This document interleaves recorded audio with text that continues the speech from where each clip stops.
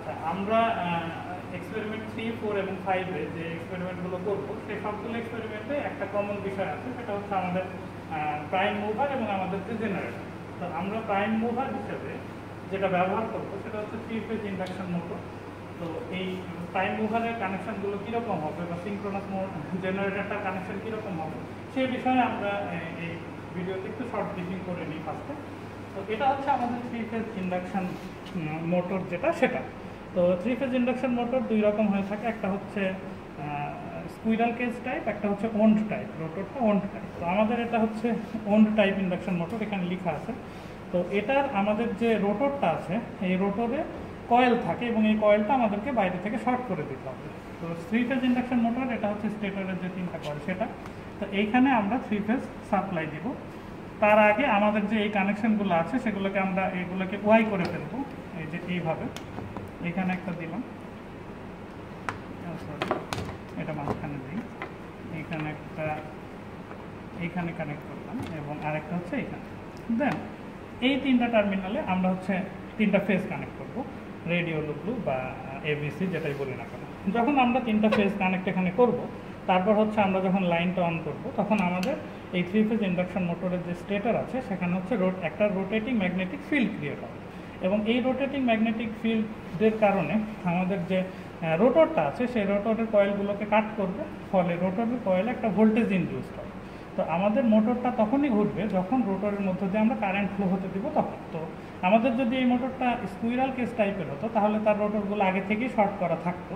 তো যেহেতু এটা স্কুইরাল কেস টাইপের না, ওন্ড টাইপ হতো, সেজন্য এর আমাদের রোটরটাকে আমাদের শর্ট করে ফেলতে হবে হচ্ছে এই যে এইভাবে।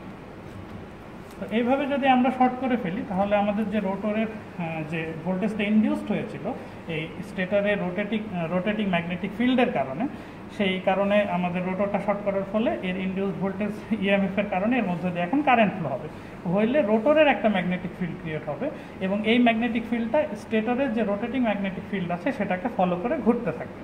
এই হচ্ছে ব্যাপার। এবং এটার সাথে এই বেল্টের মাধ্যমে আমাদের যে সিঙ্ক্রোনাস জেনারেটর সেটা কাপলিং করা আছে, ফলে এই সিঙ্ক্রোনাস জেনারেটরকে নিয়ে এই আমাদের ইন্ডাকশন মোটরটা ঘুরতে থাকবে। আচ্ছা, ঠিক আছে। তো আমরা এখন সিঙ্ক্রোনাস জেনারেটরের দিকে আসি।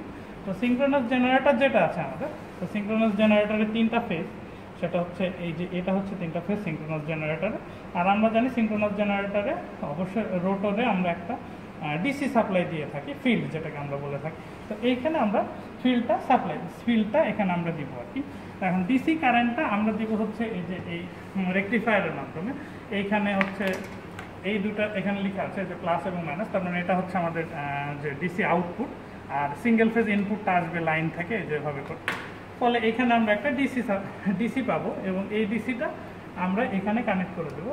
প্লাসটা এখানে দিলাম, মাইনাসটা এইখানে দিলাম। এবং ফিল্ড কারেন্টটা আমরা ভ্যারি করব।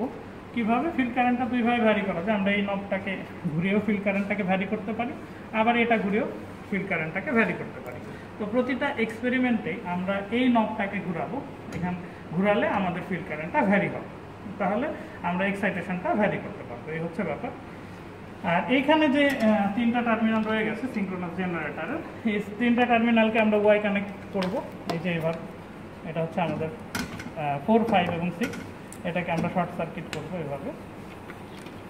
দেন বাকি যে রেস্ট অফ দ্য 3টা টার্মিনাল থাকে, এই 3টা টার্মিনাল থেকে আমরা 3টা ফেজ পাবো। এখন আমাদের যে এক্সপেরিমেন্টগুলো আছে, ফর এক্সাম্পল এক্সপেরিমেন্ট 3, এখানে আমরা লাইন টু গ্রাউন্ড ফল্ট করবো, তখন দেখা যাচ্ছে যে কোনো একটা ফেজকে আমরা ফল্টে ইনভলভ করবো। আবার double line to ground fault, যে কোনো দুটো ফেজকে আমরা ফল্টে ইনভলভ করবো। আবার লাইন টু লাইন ফল্ট, যে কোনো দুইটা ফল্ট ফেজ নিয়ে আমরা সেটাকে শর্ট করে দেবো। এভাবে আমরা এক্সপেরিমেন্টগুলো আগাবো আর কি। আর এই মেশিনগুলোর প্রতিটারই রেটিং আছে একটা আলাদা, তো আমি রেটিংয়ের আলাদা ছবি তুলে দেওয়া হবে আর কি। তো যেমন এখানে রেটিং কথার কথা, এখানে এটার রেটিং হচ্ছে লেখা আছে যে, আমি এটা একটু তুলে দিই, এটার রেটিং কথার কথা লেখা আছে হচ্ছে 1315 RPM 415 ভোল্ট। তার মানে এই মোটরটাকে আমি যদি 415 volt line to line supply দেই তাহলে এটা হচ্ছে আপনার 1315 RPM এটা ঘুরবে। এই হচ্ছে ব্যাপার। আর কোনোভাবে সিঙ্ক্রোনাস যে জেনারেটর, এটারও রেটিং লেখা আছে যে এটাকে 1500 RPM যদি আমরা ঘুরাই তাহলে লাইন টু লাইন 415 ভোল্টের মতো আর কি পাবো। তো এই দুইটা মেশিনের যে ওয়ার্কিং প্রিন্সিপাল বা মানে সিস্টেমটা সবগুলো এক্সপেরিমেন্টের বেলায় একই থাকবে।